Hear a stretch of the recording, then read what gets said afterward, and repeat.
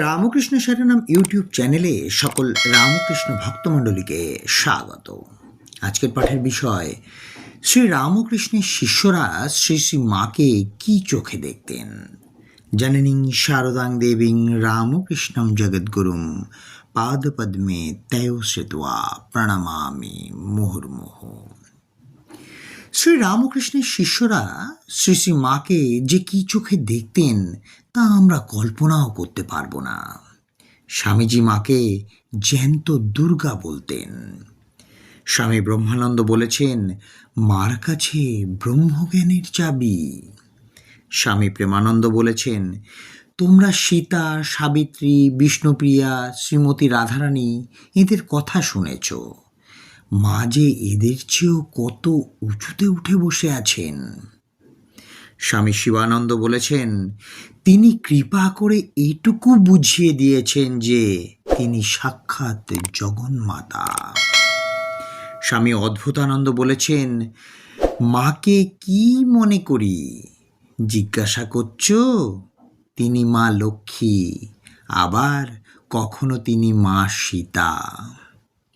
স্বামী অভেদানন্দ বলেছেন, শ্রী শ্রী মাই হলেন সরস্বতী, জ্ঞানদায়িনী, আবার মুক্তিদাত্রী মহামায়া। স্বামী বিজ্ঞানানন্দ বলেছেন, ঠাকুর নারায়ণ, মা লক্ষ্মী। মায়ের সেবক দারি ও ভারী স্বামী শারদানন্দ বলেছেন একটি গানের মাধ্যমে, তিনি বলছেন, রঙ্গ দেখে রঙ্গময়ীর অবাক হয়েছি, হাসিব কি কাঁদিব তাই বসে ভাবিতেছি। এতকাল রইলাম কাছে, ফিরিলাম পাছে পাছে, কিছু বুঝতে না পেরে এখন হার মেনেছি। বিচিত্র তাঁর ভবের খেলা, ভাঙেন গড়েন দুই বেলা, ঠিক যেন ছেলে খেলা বুঝতে পেরেছি। মায়ের কাছে শরণাগত হয়ে কিভাবে শ্রদ্ধার সঙ্গে প্রণাম করতে হয় স্বামীজি বিজ্ঞান মহারাজ মারফত আমাদের শিখিয়ে দিয়ে গিয়েছেন। স্বামী বিজ্ঞানানন্দ একদিন কথা প্রসঙ্গে বলেছিলেন, আমি মা ঠাকুরানের কাছে বেশি যেতাম না। স্বামীজি কি করে তা জানতে পারেন? শ্রী শ্রী মা তখন বলরাম মন্দিরে। সেখানে স্বামীজি একদিন আমায় জিজ্ঞাসা করলেন, পেশন, মাকে প্রণাম করতে গিয়েছিলে? আমি বললাম, না মশাই।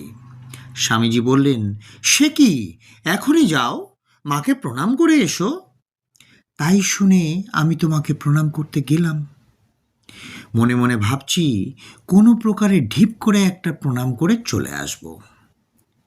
মাকে প্রণাম করে উঠতেই স্বামীজি পিছন থেকে বলছেন, সে কি পেশন, মাকে এই করে প্রণাম করতে হয়, সাষ্টাঙ্গ হয়ে প্রণাম করো, মা যে সাক্ষাৎ জগদম্বা।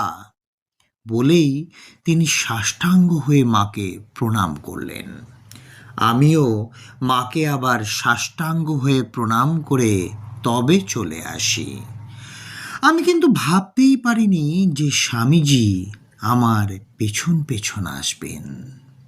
শ্রী শ্রী ঠাকুরের সন্তানরা মাকে যে কি চোখে দেখতেন, এই কথাগুলি থেকেই আমরা তা বুঝতে পারি।